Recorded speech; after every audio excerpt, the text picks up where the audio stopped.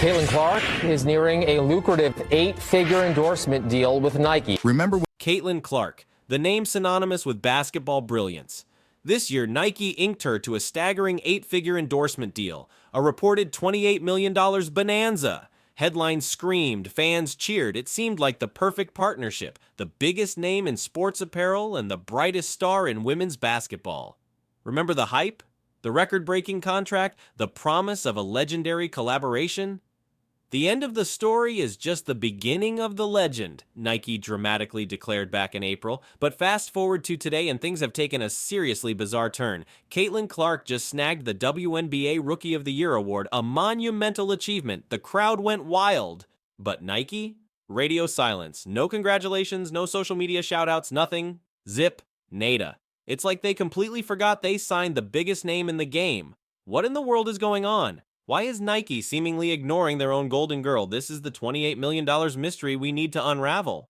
Let's be real, Nike isn't exactly known for being wallflowers when it comes to promoting their athletes. They're usually all over social media, hyping every slam dunk, every personal best, every victory. Think LeBron, Serena, Ronaldo. Nike amplifies their every move, but with Caitlin Clark, it's like she's become invisible to the sportswear giant. Crickets. Total silence since that initial signing announcement months ago. Now consider this, Nike has been showering love on other athletes. AJ Wilson, for example, gets plenty of Nike love, and deservedly so, she's incredible. But when you've got the Rookie of the Year, the player everyone is talking about, on your roster, and you're met with this, it's baffling. Fans are scratching their heads, social media is buzzing with questions. Is there some behind-the-scenes drama we don't know about? Is there tension between Clark and Nike? Or is Nike playing some kind of ultra-long game, a strategy so complex it's gone completely over everyone's head? It just doesn't make sense. This isn't your typical star-athlete-sponsor relationship, and while Nike stays quiet, their biggest rival is about to jump into the spotlight in a way no one predicted. While Nike maintains this perplexing silence, someone else is speaking up for Caitlin Clark, and it's the last person you'd expect, an Adidas ambassador. Yes, you heard that right. Adidas, Nike's arch-nemesis, is indirectly stealing the show, and they're doing it in the most brilliantly unexpected way. Enter Billie Jean King, tennis legend, global icon, and Adidas ambassador. She took to social media and dropped a bombshell of praise for Caitlin Clark. We're not talking a quick congrats tweet, no, King went all out. She listed Caitlin's incredible accomplishments this season, detailed her skills, lauded her leadership, and highlighted her impact on the entire game. It was the kind of heartfelt, detailed recognition fans were desperate to see from Nike. Think about the sheer audacity of it. An Adidas ambassador is hyping up a Nike athlete more than Nike itself. It's like walking into a Pepsi convention and seeing Coca-Cola banners everywhere. It's utterly bizarre and utterly brilliant. King didn't just offer casual praise, she called Clark a generational talent, emphasizing her record-breaking season. This wasn't just sportsmanship. This was a strategic masterstroke that's got the entire sports world buzzing. And the fans? They are absolutely eating it up. This unexpected move by Billie Jean King has ignited the internet. Fans are going wild, sharing and commenting on her post. The online sports world is ablaze. It's sparked conversations about sportsmanship, about recognizing talent regardless of brand lines, and crucially, it's raised some seriously pointed questions about brand loyalty and representation. The whole situation has fans openly wondering, could Caitlin Clark jump ship to Adidas? I mean, can you blame them? When you're getting more love from your sponsor's competitor than from your own sponsor, red flags start flying. Now let's be realistic, it's highly unlikely Caitlin would make such a drastic move, at least not immediately. These contracts are complex, ironclad, and $28 million is not pocket change. But Nike's strange silence is undeniably putting them in a PR nightmare. It's like they've gift-wrapped Adidas a golden opportunity and handed it to them on a silver platter. This whole saga is shining a harsh spotlight on how brands interact with athletes in the hyper-connected age of social media. It's not just about signing big names anymore, it's about how you actively support and promote them. And right now, it looks like Adidas is winning the PR game and they're doing it without even trying. But beyond the brand battles and marketing missteps, there's a bigger story unfolding. The Caitlin Clark story and her impact on the WNBA itself. Let's shift gears from brand drama to the court itself, because Caitlin Clark's rookie season has been nothing short of legendary. When Caitlin joined the Indiana Fever, let's be honest, they were a team in deep trouble. We're talking about a franchise that hadn't sniffed the playoffs since 2016, a team desperately in need of a spark. Then came Caitlin Clark, and she didn't just spark a change, she ignited a wildfire. The Clark effect became a real tangible phenomenon. First off, let's talk attendance. Before Caitlin, the Fever were averaging around 3,000 fans per game. Respectable, but hardly setting the world on fire. Enter Caitlin Clark and boom! Suddenly they're packing in 15,000 fans a night. Sold-out arenas became the norm. People were scrambling for tickets like they were gold dust. It was like Beatlemania, but for basketball.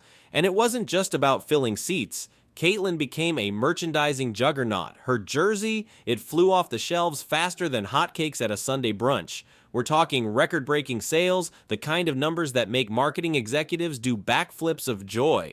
But was this meteoric rise, this Clark effect, sustainable? And did the pressure of being the WNBA's supposed savior become too much? We're about to find out. Success, especially overnight success like Caitlin's, often comes with a hefty price tag, and Caitlin Clark has been paying it in spades.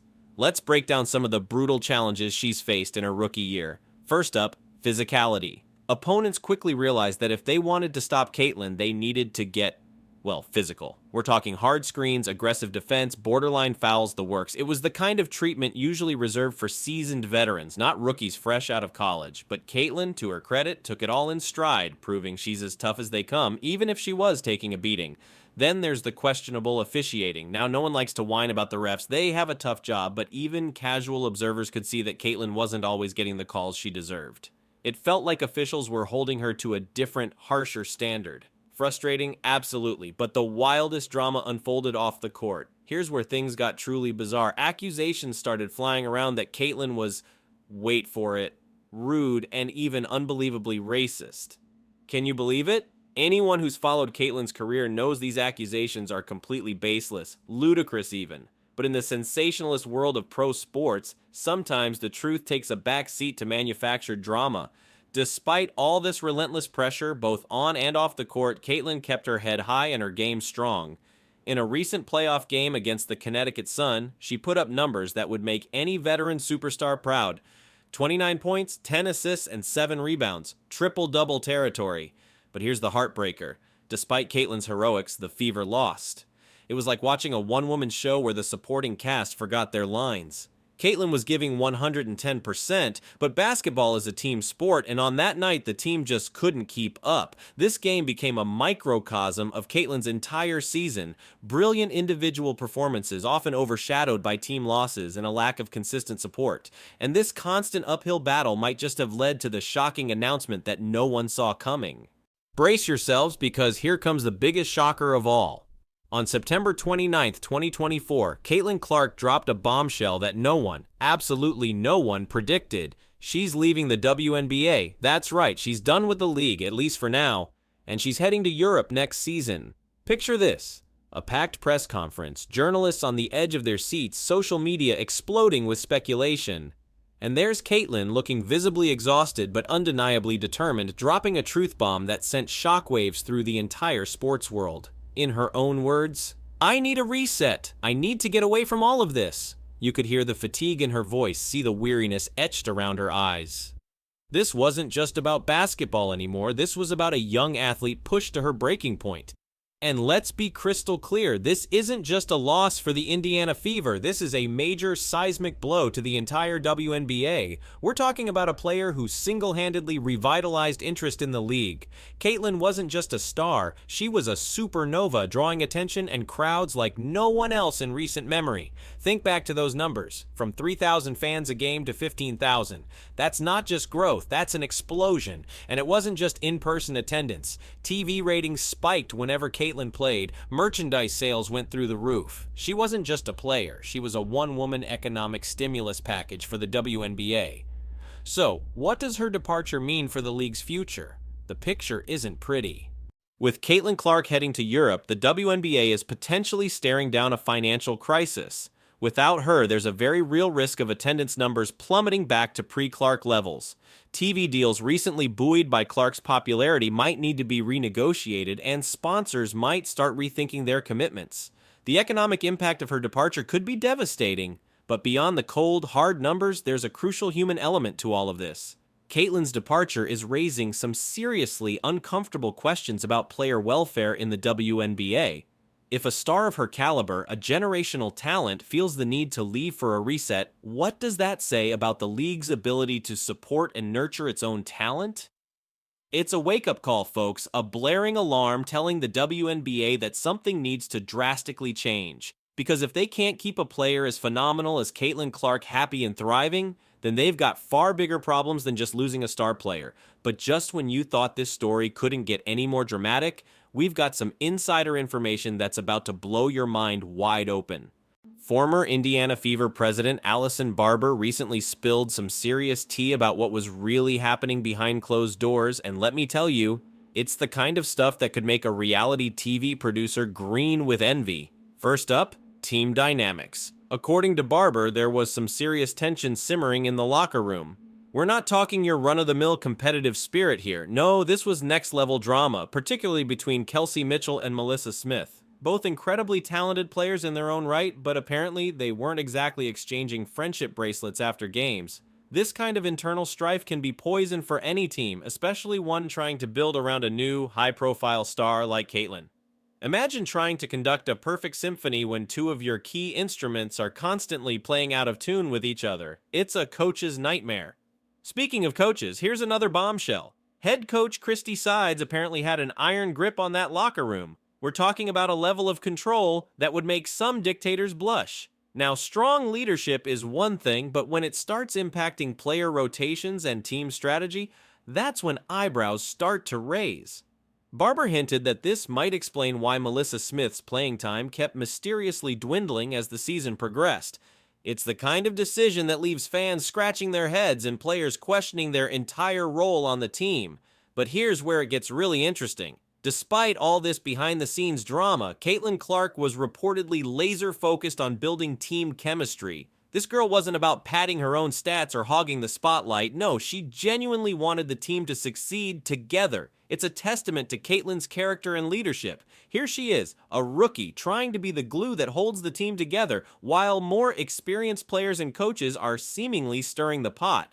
It's like watching a freshman trying to mediate a dispute between senior class bullies. Admirable, but a ridiculously tough position to be in. And guess what? Her approach actually worked. Despite all the internal turmoil, Caitlin's unselfish play and relentless focus on team success helped the Fever make the playoffs for the first time since 2016. That's huge. We're talking about ending a 6-year playoff drought. In any other situation, this would be cause for massive celebration, ticker tape parades, the works. But here's the kicker, according to Barber, the front office wasn't always thrilled with Caitlin's unselfish play. Can you believe that? They had a generational talent who was not only putting up incredible numbers, but also making everyone around her better, and they weren't 100% on board. It's like having a goose that lays golden eggs and complaining that the eggs aren't quite big enough. And then there's this mind-blowing detail that truly reveals Caitlin's incredible character and business savvy. Prepare to have your mind blown. Barber dropped this absolute nugget that has everyone talking. Caitlin Clark actually asked the WNBA if they could offer bonus pay to opposing teams because of all the sellout crowds she was drawing. Let that sink in for a moment. Here's a rookie fresh out of college already thinking about the bigger picture. She's not just focused on her own success or even her team's success. She's thinking about the success of the entire league. That's the kind of visionary thinking you usually see from seasoned veterans or league executives, not from a first-year player. Unfortunately, the league had to say no due to collective bargaining rules, but the fact that Caitlin even made that request speaks volumes about her integrity and her deep understanding of the business side of sports. This isn't just a phenomenal athlete. We're talking about a savvy businesswoman who understands that a rising tide lifts all boats. And this business acumen isn't new for Caitlin. According to Barber, Caitlin came into the WNBA with some serious business savvy already honed thanks to her groundbreaking NIL name, image, and likeness deals from college. For those not in the know, NIL deals allow college athletes to profit from their name, image, and likeness while still in school. It's a relatively new world in college sports, and Caitlin was one of the very first to truly capitalize on it. By the time she hit the WNBA, Caitlin wasn't just thinking about crossover dribbles and three-pointers, she had a whole team of advisors making sure every aspect of her career was on point. We're talking financial advisors, marketing experts, the works. This girl came prepared. It's a stark contrast to how things used to be. Rookies would often enter the league focused solely on their game, leaving the business side to agents and team officials. But Caitlin? She's hands-on with every aspect of her career. This level of business savvy is changing the game, folks. Today's athletes, especially someone like Caitlin Clark, aren't just competitors. They're entrepreneurs, brand managers, and social media influencers all rolled into one. Caitlin was ahead of the curve from day one, understanding that her impact could extend far beyond the basketball court. But what happens next? What does the future hold for Caitlin Clark, for the WNBA, and even for Nike in this unfolding saga? Caitlin Clark, a name that's become synonymous with basketball brilliance and now unexpected drama. We're left with so many unanswered questions. Why the perplexing silence from Nike? What does Caitlin's departure mean for the future of the WNBA? Will she thrive in Europe, and will she ever return to the WNBA? For the WNBA, can they use this moment as a catalyst for real change, addressing player welfare and marketing challenges? For Nike, will they finally break their silence, and if so, how will they explain their puzzling approach to promoting one of their biggest stars? And for women's sports as a whole, could this be a turning point, a moment that finally leads to better pay, more media coverage, and more opportunities for female athletes across all sports? One thing is absolutely certain: we'll be watching closely. Because whatever happens next in the Caitlin Clark saga, it's going to have ripple effects far beyond just one player or one league. So what do you think? Are you excited to see Caitlin dominate in Europe? Do you think the WNBA will make meaningful changes? And what's your take on Nike's strange silence? Drop your thoughts and predictions in the comments below. And hey, if you want to stay up to date on all the latest twists and turns in the world of sports, don't forget to hit that subscribe button and turn on notifications. Remember, sports isn't just about what happens on the court or the field. It's about the stories, the drama, the business decisions, and the cultural impact. And right now, there's no bigger story than Caitlin Clark's. Thanks for tuning in, and we'll see you in the next video. Keep your eyes on the ball, folks, because this story is far from over.